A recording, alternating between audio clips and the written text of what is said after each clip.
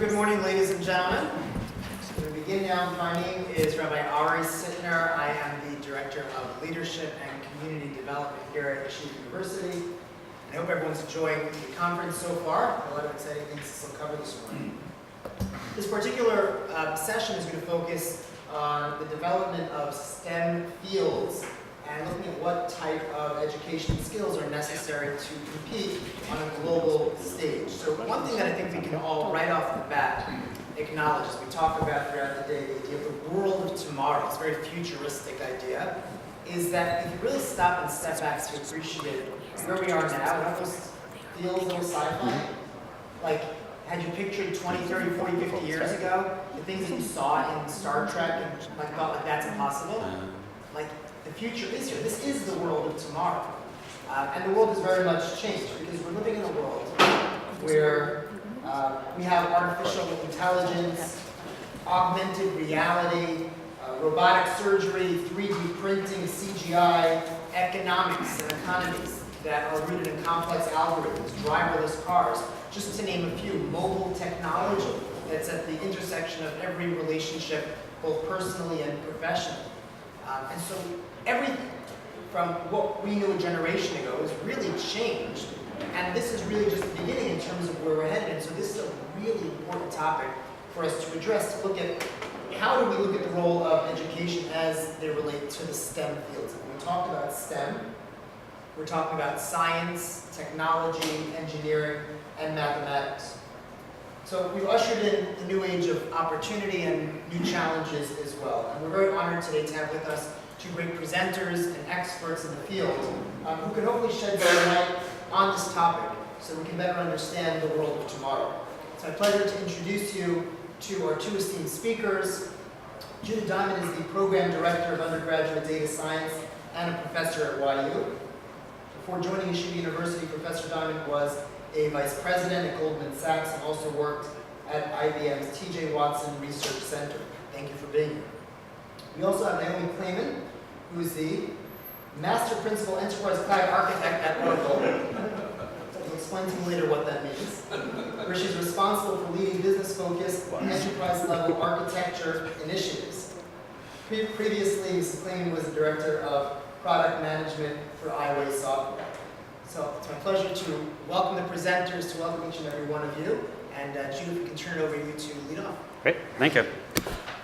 So first of all, I'm happy to share this podium with Naomi Clayman. She's an accomplished professional, and just so everybody knows, Google stole her from Oracle, and she is now at Google New York. So she started her career at IBM, made her way to Oracle, and now Google was smart enough to steal her. So just to correct that point.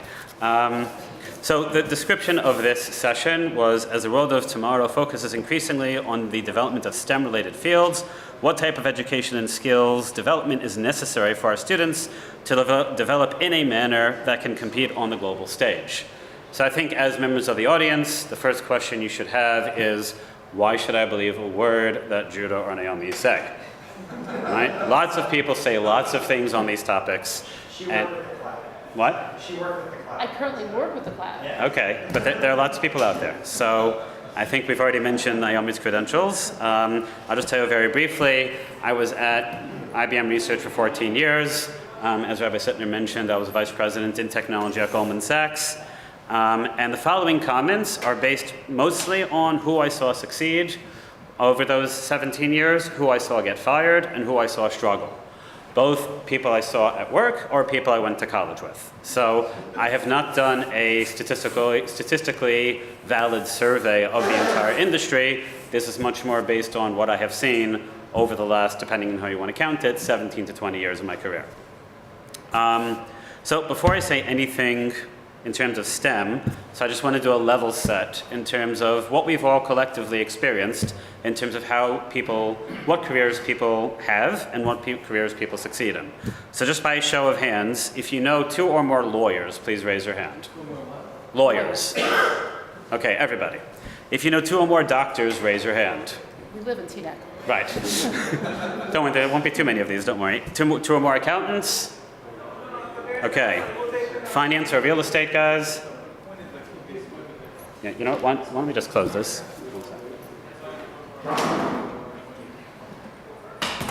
reduce the noise. Okay. 2 or more technologists, so computer scientists, technology people, okay, everybody. 2 or more teachers or rabbis. Okay, so we all know 2 or more people who have made a career out of everything I just mentioned. Fantastic, as I expected.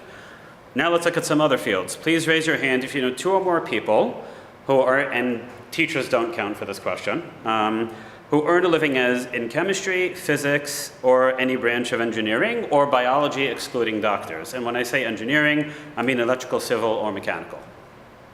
Okay, some but not as many. Not surprising.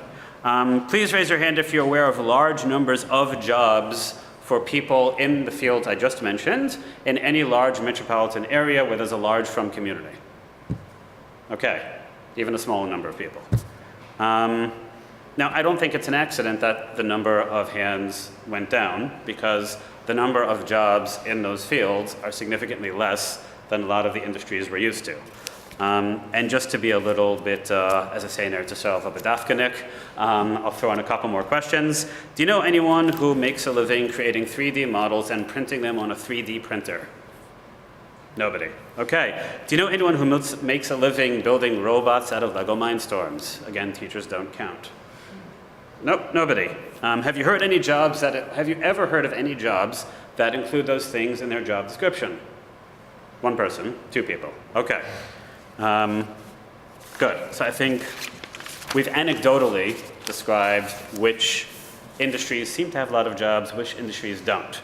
Now let's look at some more objective data. Not perfect, but somewhat more objective. I did some searches on LinkedIn last night across the entire United States, how many jobs there are in different fields. For a biologist, there were 877 openings. For a physicist, 1,912 openings. For a chemist, 4,772 openings. Now these are national numbers on LinkedIn. Civil engineer, 3,114. Mechanical engineer, 4,734. Electrical engineer, 6,457. Okay. Lawyers, 20,271 openings. Accountants, 37,853 openings. Now let's talk about statisticians, and statisticians in today's hype and buzzword lingo are data scientists. 51,030 openings on LinkedIn. Software engineers, 101,073 openings. And if you search software developer, you get another 69,261. Now, I don't know how much overlap there is between the 101,000 and 69,000. I'm really not dedicated enough to this to go through all of them and do the matching. So we'll leave it at the number of 100,001 and assume there's lots of overlap. Now, these are national numbers. Now, maybe LinkedIn doesn't have everything listed, so let's throw in a couple of other websites. Lots of science jobs are with the US government. The US government has a website called usajobs.gov where they list all federal jobs. Across all the sciences, there are 2,247 jobs listed there. If there's an organization called the American Association for the Advancement of Science. So if you have a basic science job, you list it there, science people look at it. Across all the different disciplines, there are a few thousand jobs total. All different, so there don't seem to be huge numbers of jobs in a lot of STEM-related fields. So I think when we're talking about the education of our children, career prospects, etc., we need to be very rigorous what we mean by that. STEM is a buzzword in the education industry and in the ed tech industry, where billions and billions of dollars have been made over the past 20 to 30 years, selling solutions to public schools, private schools, etc. So there are a few facts we have to look at and agree to, at least based on what we just said. The impact and career opportunities in computer science have exploded in recent decades and will likely continue to do so. The same is true for certain branches of math. There is no comparable explosion of career opportunities in chemistry, in physics, in biology. I don't mean doctors, I mean bio researchers, or in the various branches of engineering.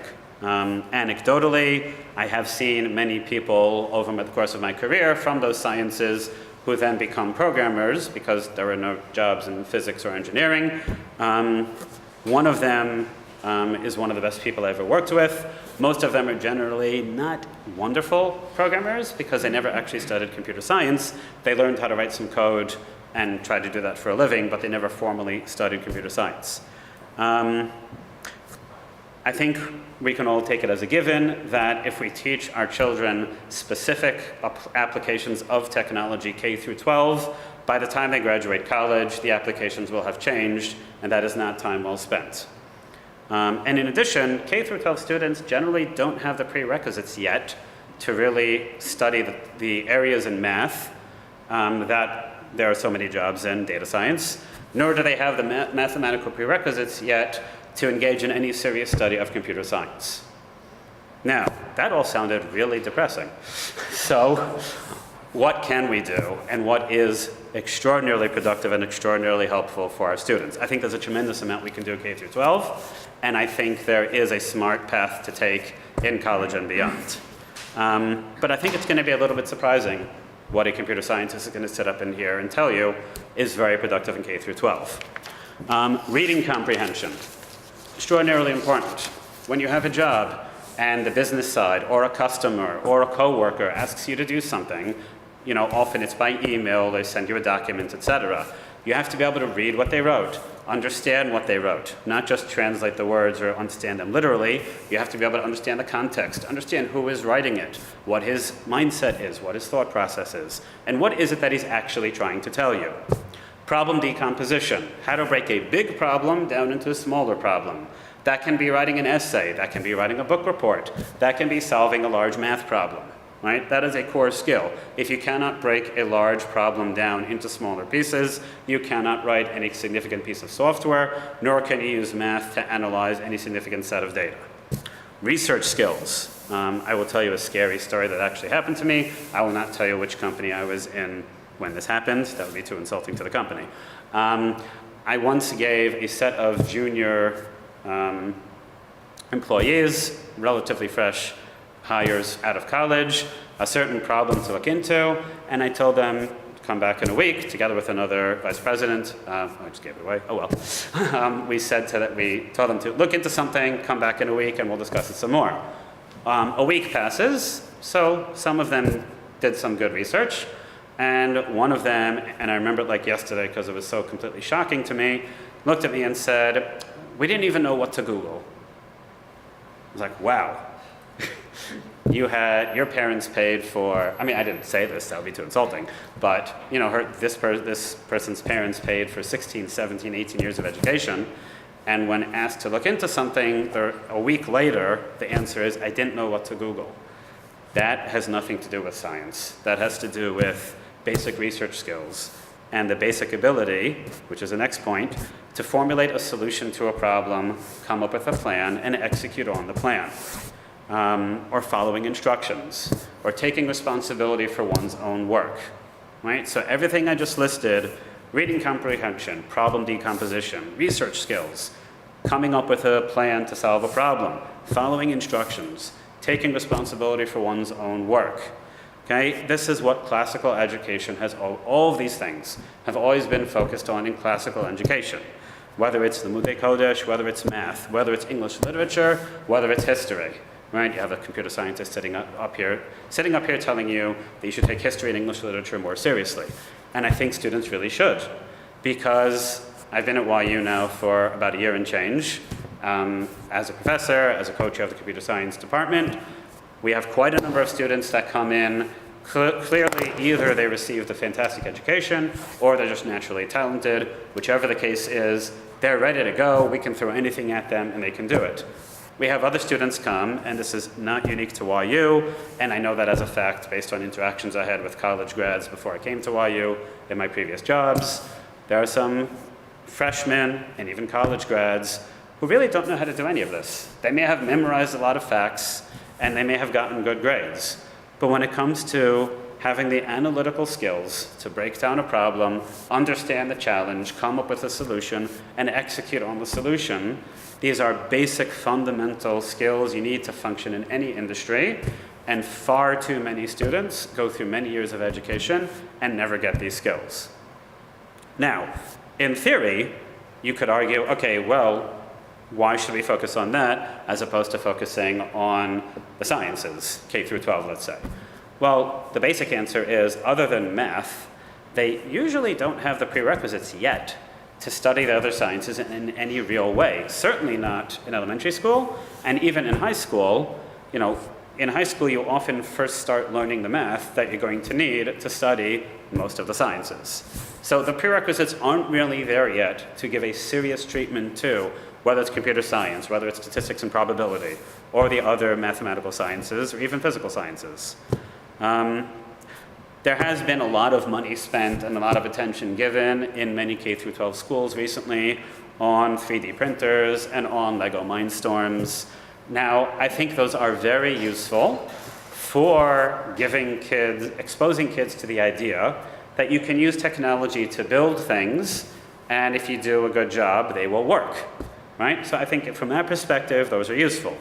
But they're not learning engineering, and they're not learning computer science. I'm not sure where I'm not sure where to put it, what they are learning, other than being imbued with the notion that you can build things. And if you introduce technology, then you can programmatically define how the things you build should behave.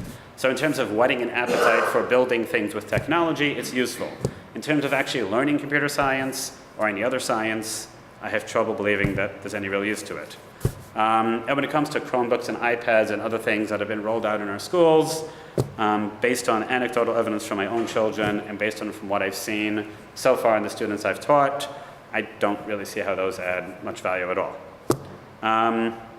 Now, back to the core analytical skills that I mentioned that classic education has always focused on and which are critical to success in the real world.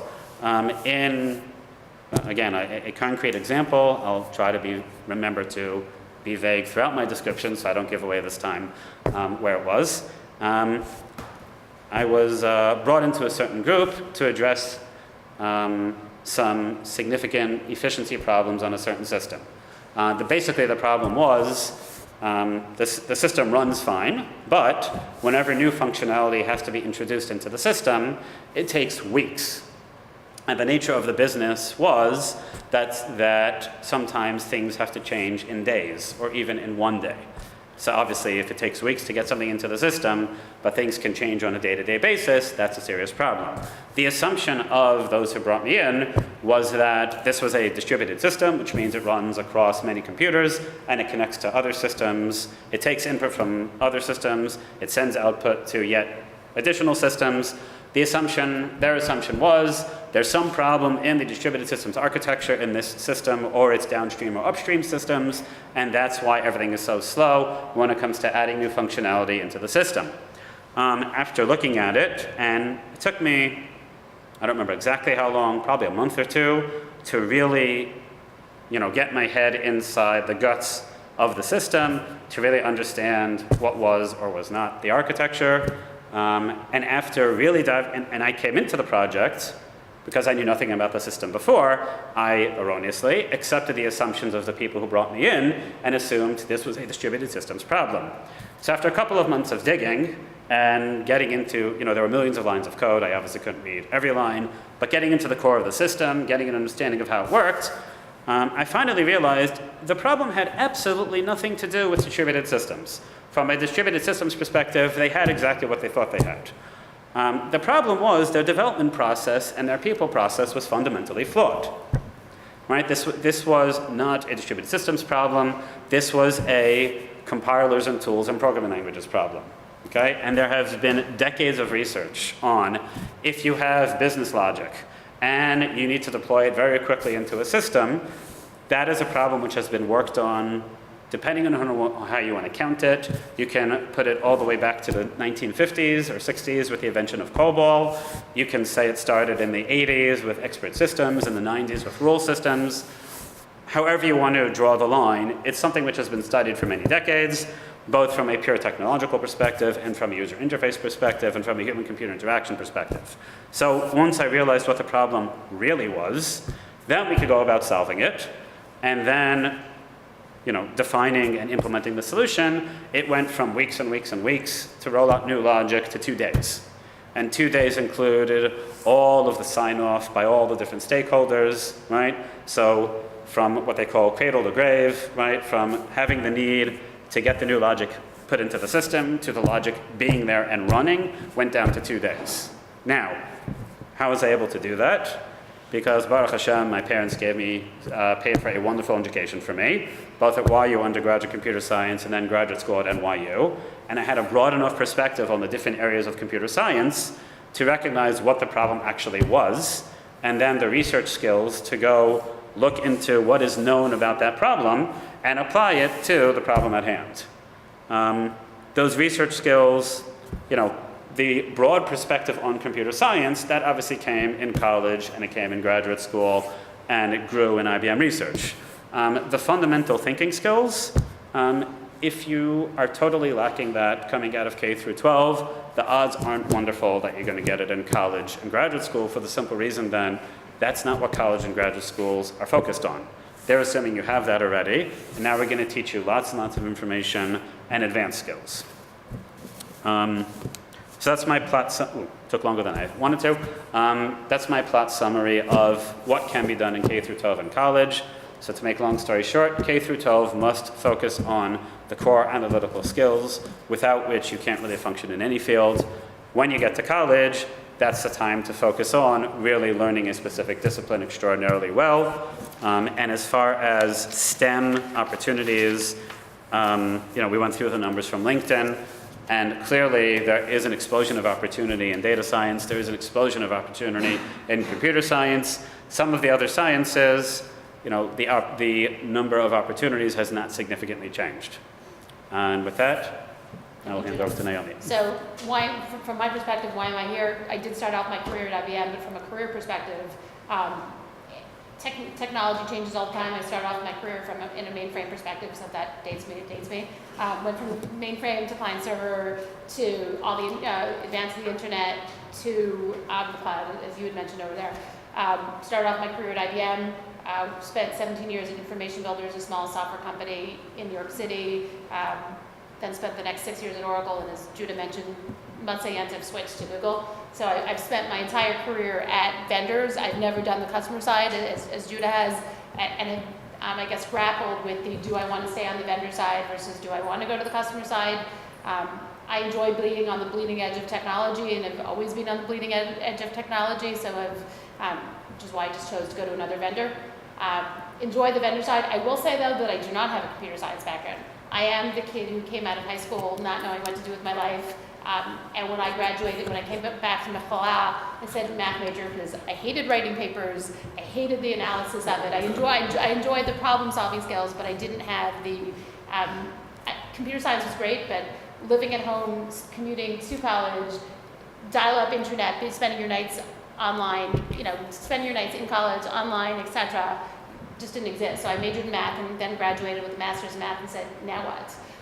And IBM was doing on-campus recruitment, landed up at IBM, and as Judah said, it's the problem-solving skills that they're looking for. IBM, at least when I joined, did a lot of in-house training where they were looking for people with analytical skills, looking for people for problem-solving skills, and then sent you to this 3-month boot camp up either in Poughkeepsie or in Toronto that you spent months learning how to program, learning internals of computer science. And so that's where I come from a career perspective. Totally agree with everything that Judah said, want to add to that. So from a career perspective, and I haven't taken the programming side of it, I've taken much more of the product management, pre-sales, from a technology perspective. Adding to what Judah said, you can be the little geek in the corner and you can have great STEM skills, but in order to succeed career-wise, there are various skills that I think you need. Research, absolutely. Communication skills, number one. Unless you can talk to people that you work with and collaborate with people that you talk to, you're not going to move up the chain. You're going to be the little geeky programmer in the corner, sitting there in the corner, and that's fine if that's where you want to be, but if you see STEM as a career, you need to be able to communicate with the people, you need to be able to talk to both IT people and business. And to be able to climb the chain, you need to be able to be articulate both in your emails, be articulate in your conversation, and be confident in your conversation. So you could talk to your colleagues, you could talk to your managers, and you could also be sent out to the field to talk to C-level executives. Like I've done my share of CIO conversations, from a computer perspective, we see a lot of offshore people being brought in. those are not the people that we see moving up the chain. Those are the people that do a lot of the coding, but cannot articulate the value of the software, articulate the value of the cloud, articulate the value of anything. In order to succeed from a business perspective, you need to be able to communicate, number one. Number two, and whether it's liaising between business and IT as well as external partners. Networking, huge. In order to, again, from a career perspective, I will say that every one of my career opportunities have been from a networking perspective. It's who you know that helps you, who you build your network within the company that you're in, or who you build. Networking from like LinkedIn, huge. Like, from whether you're in college or whether you are a professional, keep your LinkedIn profile up to date. It is amazing. I mean, every single job offer that I've gotten, short of the one straight out of college, has been by keeping my LinkedIn profile up to date. And as you mentioned, for the fun of it, I'm sure everybody's heard of AWS, Amazon Web Services. I, for the fun of it, put that I got AWS certification on my LinkedIn profile. I was getting a recruiter call a day. I kid you not. I was having, and my husband who's sitting in the back will tell you, I was having difficulty keeping track of recruiters. The networking, whether it's, people in your community, people from a career perspective, network well with a lot of your colleagues, because that will help you move up the chain. Keep the communications open and network with people. I don't know how many people also were at Rabbi Sachs and Rabbi Lamb's speech. He was talking about Ed Shatul al-Pagemayim, building communities. That's key to networking. The other thing he was talking about, the massive online, the MOOC courses being dead. You need a community. When we both started off our careers, everybody was in the office all the time, and then the trend was going to working offline. IBM, Oracle, Google are all realizing that there is no substitute for face-to-face communication. And while remote working remotely is not dead, the trend that I'm seeing from an industry perspective is that they're asking you to come into the office more and more. Do you have a question? Or you? General questions about the two. You're talking about the skills. We'd be interested to know how you relate the ideals that were mentioned both by Rabbi Sachs and perhaps earlier by President Berman in his investiture to the STEM skills that you're bringing, to the basic skills that you're bringing to these careers. Yeah, so why don't we let Naomi finish her initial comments, and then we'll get to questions after. Sure. But again, so creating community, being there, being present. So I don't mean socializing from let's go for beers with our colleagues, but being there, being present with your colleagues, working with your colleagues, have all those, the water cooler conversations. There is no substitution for being in the office and finding what people are onto to get either new career opportunities to do the work that you're doing. So some of us can still work from home part-time, but as I was looking to change jobs in the past few months, everyone, and they were all software vendors, were saying we'd like to see people more and more in the office. So, but we've got 15 more minutes. What do we have? So, What time are we going to? Oh, we have another 25? Okay. Q&A as well. Cool. So from my perspective, while I agree with everything and I totally agree with everything Judah said, and STEM from a career perspective is a great place, both from a religious perspective. People are very understanding culturally that, you shut off on weekends. They totally get it. But again, from my perspective, communication and being able to relate to others will help you go up the chain. Right. I'll just follow up to what Naomi said with, everything she said is 100% on, and I'll give two examples actually. In terms of networking, so for the Yeshiva College Department of Computer Science, we now have an industry advisory board that we just started last year, and as one example of how critical networking is, like Naomi said, basically the board is comprised of people I either worked with directly over the course of my career, or somebody knew somebody. So whether it's the CTO of Mayo Clinic, a technology fellow from Goldman Sachs, people from Amazon, somebody from Facebook, people from various startups, etc.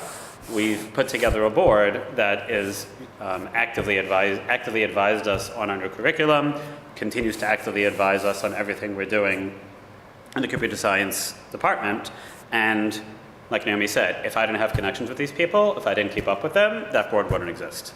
So just one thing of what Naomi said. And in terms of offshoring, that is such an important topic. We could spend hours talking just about that. No, we cannot.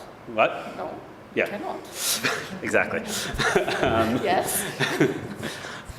So I would like to share what I saw very concretely at one of my jobs, won't say which one, in terms of what gets offshored and what doesn't. And the first day of class, I teach data structures, which is the second semester of computer science. And you don't want to scare them the first semester in intro, but when they get to data structures, it's time to let them know about the real world. I basically read them the Riot Act and tell them, if you're just going to be a programmer, then you will be replaced by somebody from India or China. And it's not just that work is being sent to India or China, it's that banks and others are bringing in hundreds, if not thousands, of people via consulting firms from those companies, and they are sitting, in whether it's New York or other locations, doing the jobs that were once well-paying programmer jobs. But those are the jobs further down the development food chain, which are relatively easier, and there's no reason to hire expensive Americans for those jobs. So if you're going to go into computer science, this is basically what I tell my students, you have to be a computer scientist, not just a programmer. Anyone can learn to write code. There are many people around the world learning to write code, and they're willing to do it a lot cheaper than Americans are willing to do it for. So to have a long career, they must actually know the science. So when the applications change over time, it doesn't matter, because you know the core science and you can adapt to the changes and you can add value that just a programmer can't. I was going to mention that when you did your comparison in your opening statement, the axis you didn't mention was earning potential in the fields that you were preparing, fields like law and medicine. So I will say, and again, I've done my research on salaries recently, comparatively in IT, you can do really well. Whether it's the gold. Not the same numbers, it's all. The numbers are surprisingly, they're higher than you think. I mean, speed. Dollars in the numbers of positions. Oh, the number of positions we have, there's way more from an IT perspective, and dollar-wise, as you move up the chain, you definitely have a quite high earning potential, without the liabilities of all the insurance that everybody else has to take. And Right. quite honestly, you can go into an IT field with you don't necessarily need a master's. A lot of the Oracles, the Googles, the IBMs will all pay for your master's if you go for part-time education afterwards. You don't need the master's, and the earning potential with stock options is quite decent. Right, and even without the stock options, it is not uncommon, whether it's in the financial industry or whether it's in tech companies, if somebody has done, succeeded enough over enough time, salaries at 400 or up are not so uncommon at this point. And if somebody does go to graduate school, they get a PhD, a starting salary of 2 to 250 is not uncommon if you're in the right parts of the science. Right, and even on the low end, the starting salary for computer science could be 80. Oh, it could be more than that. Yeah. I can think of a couple places where the starting is 100, 115. I'll tell you, 30 years ago, the starting at IBM was over 30, and that's 30 years ago. So. So you mentioned that you got an AWS certification, I don't know if recently, but Recently. Recently? Yeah, recently. I noticed that now there are a lot of computer science offerings outside of the traditional 4-year degree. The boot camps? There are boot camps, there are also courses online, so Coursera, Udacity, Right. Bitcoin, this would be free, Yeah. it's about a micro degree. Also the CAT school soon, I think, be offering a 1-year computer science, or they at least offer data analytics right now.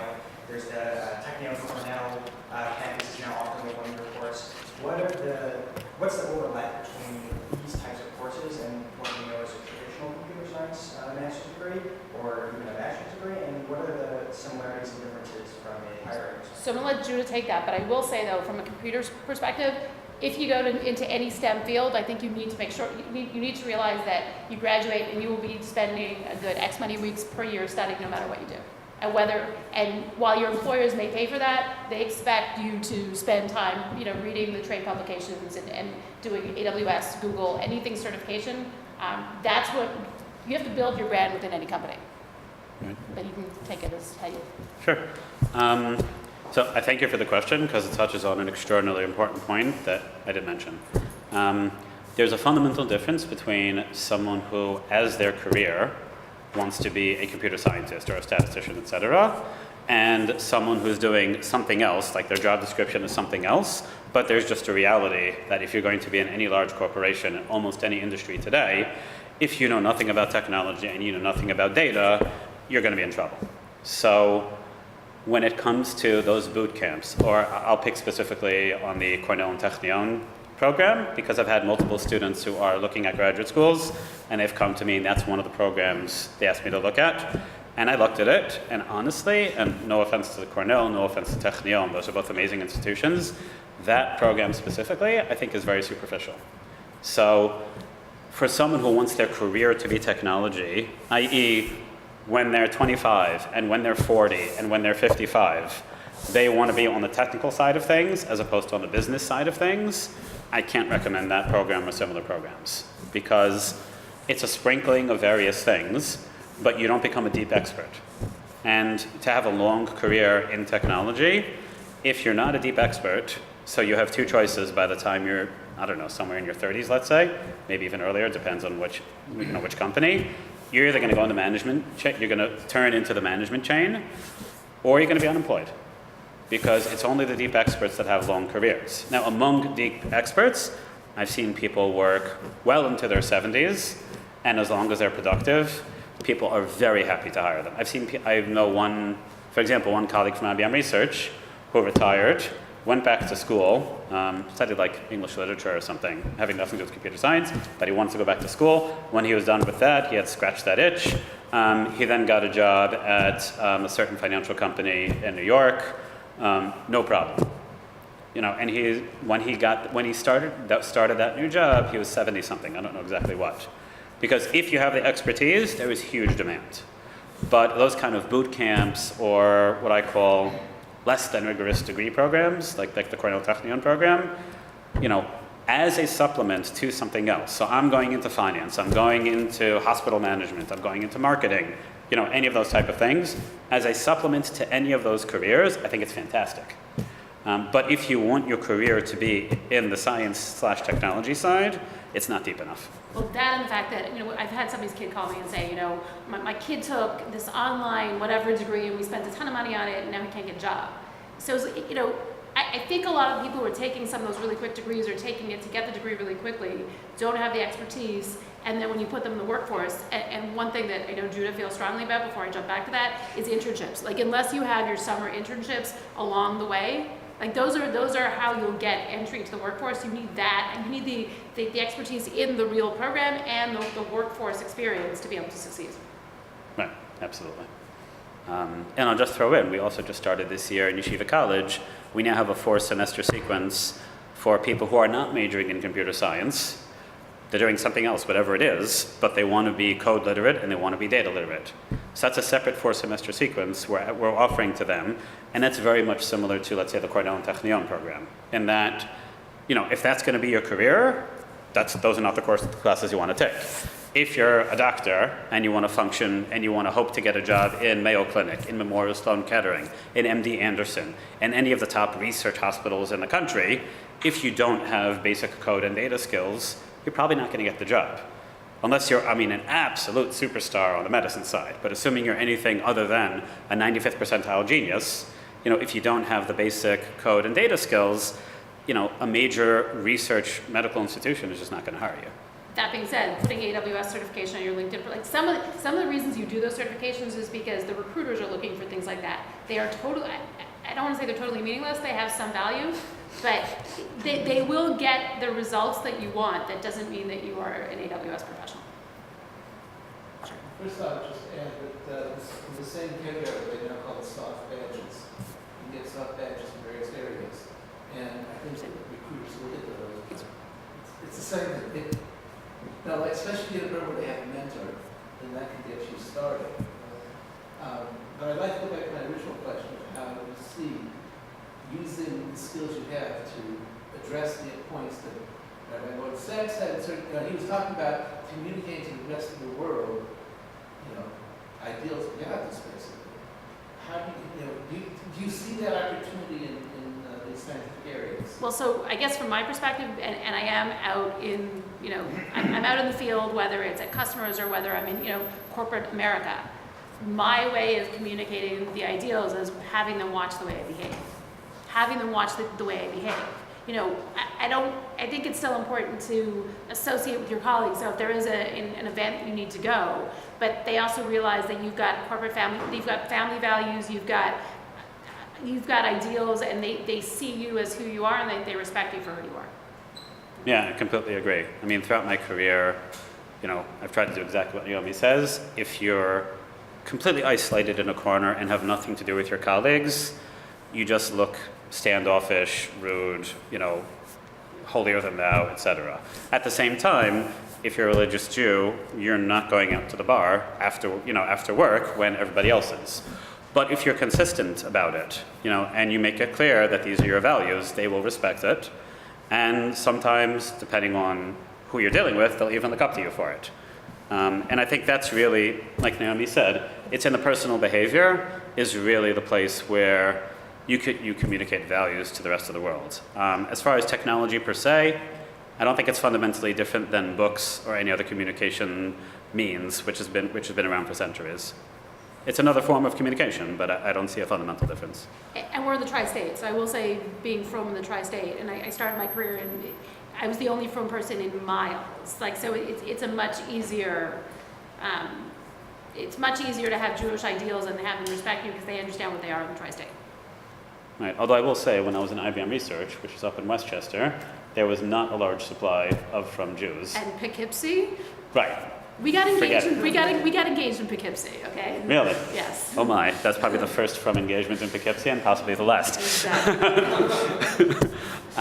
So sometimes it's actually, depending on a million factors, sometimes it's easier to be the only from Jew, because if there's someone else who behaves differently than you don't have to explain then, oh, you're saying X, but he's saying Y. Why is that? So sometimes it can actually be easier to be the only one, because then they just, they're hands off, they respect it, whatever.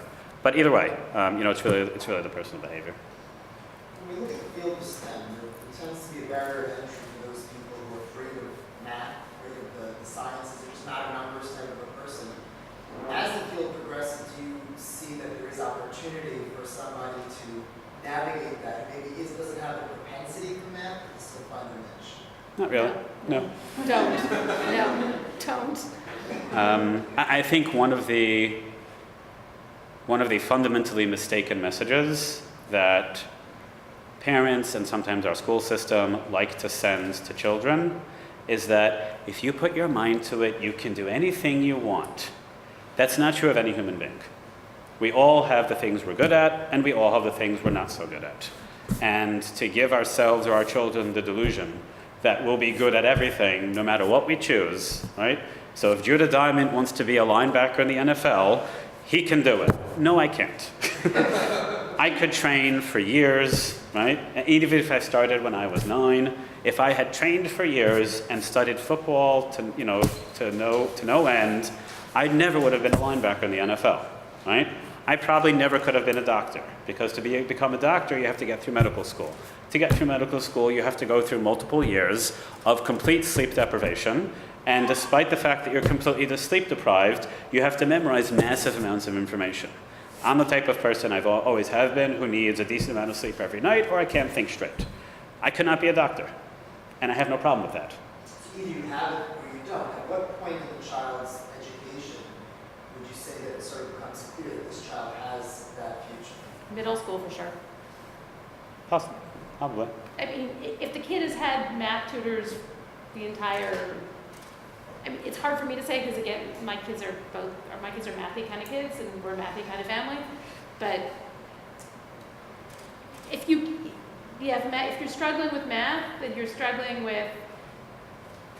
It's not even struggling with your smartphone. If you can't do math, you're not going to make it. If you can't do middle school math, forget it. Right, and I think there's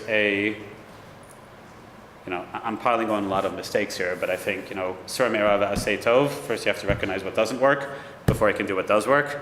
Another mistake which I've seen over the years is the creation of degrees or programs for people who don't have what it takes to succeed in a given industry, but we want to create the opportunity for them to go in it anyway. Like the graphic artists or things like that. I mean, if you want to include graphic artists and some of those things as far as STEM, like the STEAM with the art stuff, you definitely can get involved in that. Those are highly competitive careers or low paying, one or the other. You either succeed because you're great at it and you're doing the billboards for, whatever, or you're doing, I don't know, some little website in the corner that it's a great job, but it's not a career. And again, I think we need to define career versus job. Yeah, absolutely. That's a critical point. And this is, buyer beware in terms of, as a parent, every university that's trying to get students to come to their college, one of the things they will tell you is look at our placement numbers, right? X percentage of our students every year get a job. Okay, so I can tell you as an educator, as the co-chair of the computer science, I don't care about getting my students their first job. That's a given. If they manage to make it through the computer science program at YU, which is now extraordinarily demanding, they will get their first job. I'm not concerned about that. My concern is, are they going to have a career, if they choose to, that will last them until retirement? That is much harder. And from a female perspective, I don't think if you're going to go into STEM careers other than research, you need to realize that you continually need to learn, and you can't take 3 years off to have kids. If you take up 3 years to have kids, you're done. I think one of the things that differentiates between job and career, which has to do with our stuff of students. And you have, I'll start with women first. You have women who are going to support their husbands who are students in college. I don't think that they regard themselves as having a career. They regard themselves as having a job that will provide parnasa for their family, and while their husband learns and when he stays in college, does it. And that's it. That's their fulfillment. The same thing to a certain extent for guys who say, well, I'm going to learn, because I know, I've met people like that, say it, I'm going to learn half a day, or a quarter of a day, and for them to also say, as long as I have a steady job, even if I don't advance up the chain, as long as I get raises periodically, that's good enough. That's, Yeah, that's who I am. Good for you. I agree with you, but I will say in today's society, those people get phased out. In certain cases, in most cases, cases, those people get phased out. Right. I mean, and if you should get phased out, then they have to be told in advance. Listen, this is your hashkafa, but understand where it might lead to. Right. So I think, Rav Meir Tursky, one of the Rosh Yeshiva here at YU, I think put it, as he often does, he put it extraordinarily well once.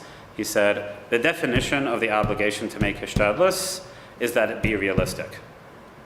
So it differs by industry, obviously, but you're right, hishtadlus has to be realistic. So for a doctor, look, somebody could say, I'm going to become a neurosurgeon, and let's assume he has the ability to do it, right? So somebody can say, I'm going to be a neurosurgeon, and instead of making X millions of dollars a year by doing who knows how many surgeries every year, I'm going to do a smaller number of surgeries a year. I won't earn as much money, but I'll have more time to learn. So I think that's perfectly acceptable. If somebody, I can tell you in computer science, just from people I know, if somebody says, I'm not going to go into management, but I'm going to make sure to, I start out as an expert, and I make sure to always be on top of, the latest, and to be highly qualified and extraordinarily valuable to my team. But at the same time, I'm not going to work 70 hours a week. I'm going to work some small number than that to make sure I have a Seder every single day. Right? That's doable. If somebody says, I only want to work 4 hours a day and learn the rest of the time, Right. I haven't seen that. And I will say, and I'm not a computer science major, out of my peers who are computer science majors at Stern years ago, who all decided to take off X many years, they couldn't go back into it. So, no, I'm serious. In other words, I can think of quite a few who have masters or bachelors in computer science that took off, let's say, 5-10 years, forget it. It's a useless degree. One's teaching preschool in Y&J. I'm trying to think of the other one. So They couldn't go back into it. They couldn't go back into it. They had, there's, exactly. So, I mean, there are some programs. Some of the companies now have programs to try to ease people back in. yeah, but in other words, if they hadn't made, in other words, if they were COBOL programmers 30 years ago, it took off 10 years. Oh, no, then forget it. Yeah. Right, if you're multiple generations of technology behind, then you have a You real might have to problem. take 2-3 years off for sure. If you think that you can have a computer science degree, put it on the shelf for 10 years, forget it. I want to follow up on what I said this question before, and something that you said in really your whole presentation. I think there's... Talk louder, sir. Full disclosure, I'm Naomi's husband. I did not discuss her presentation beforehand. The question before was about STEM in specifics, but in the presentation, I think you distinguished between STEM as something that is career-oriented. And career doesn't necessarily have to mean someone who's struggling to get to wants to get to the highest level. It means that's what you're going to do professionally, and you take it seriously, right? And someone who has what I'll call STEM appreciation. When I was in college here, we had a course called art appreciation. I am not an artist. I never will be an artist, which we went before. But I appreciate a little bit more about what art is about the cost of that.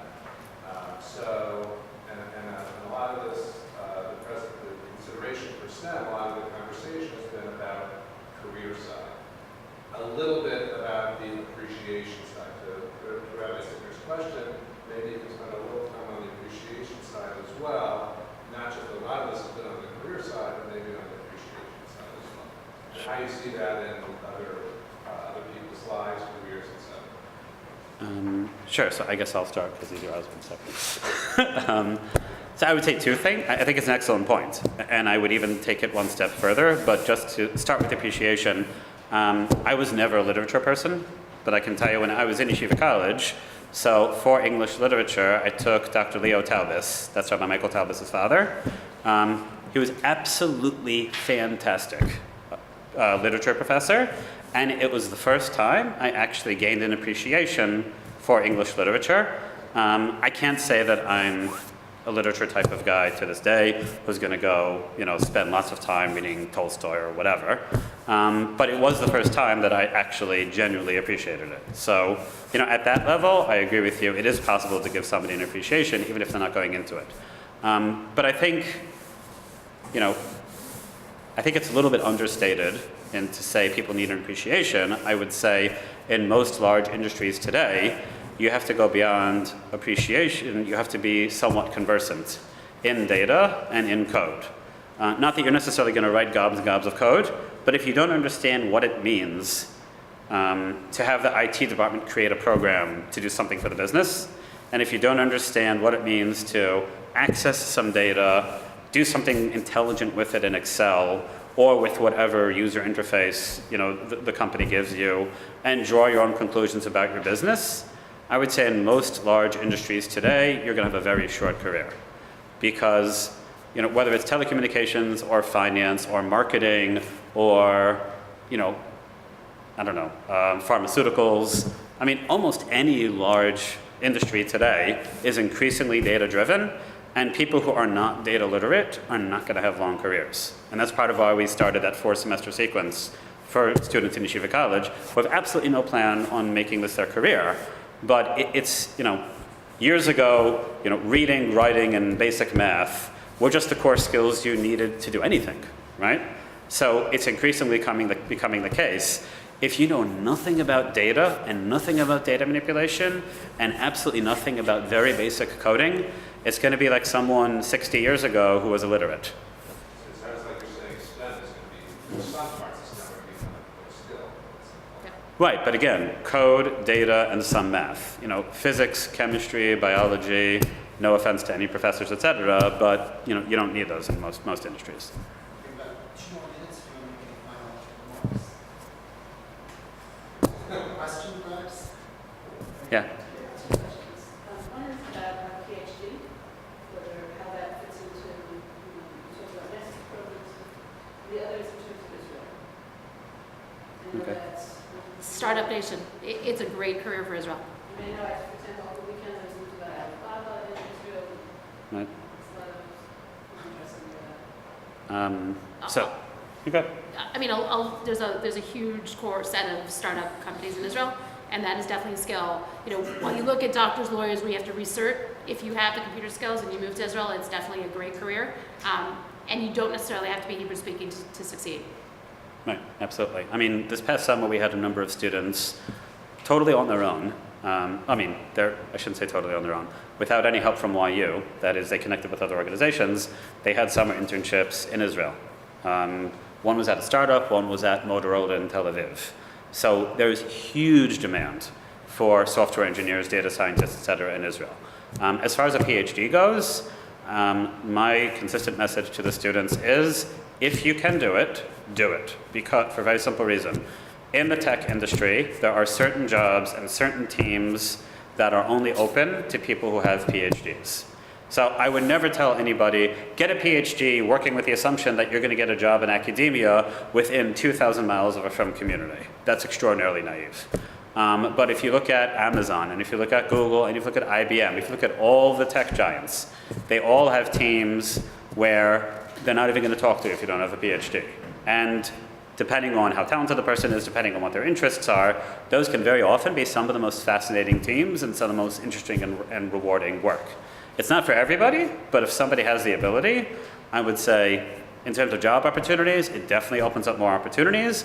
And even if you don't end up being in one of those teams in one of those companies, you know, your opinion will still bear more weight. And like I mentioned, you know, my own ability to identify what was wrong with a certain system, you know, had I not gone to graduate school and had I not spent so many years in IBM research where I interacted with so many people in so many different parts of computer science, I wouldn't have had the glasses to even see what was going on, much like the people who brought me in, who they got their bachelor's degree, maybe some of them had a master's or something, but nobody had that breadth in computer science. You know, it's not that I'm a genius, I just had the experience that they didn't to be able to identify what was happening. So I think it's, you know, completely worth it, but with the right assumptions. With the assumptions that it opens up more job opportunities, but, you know, don't assume you're going to get a job anywhere near from community and academia.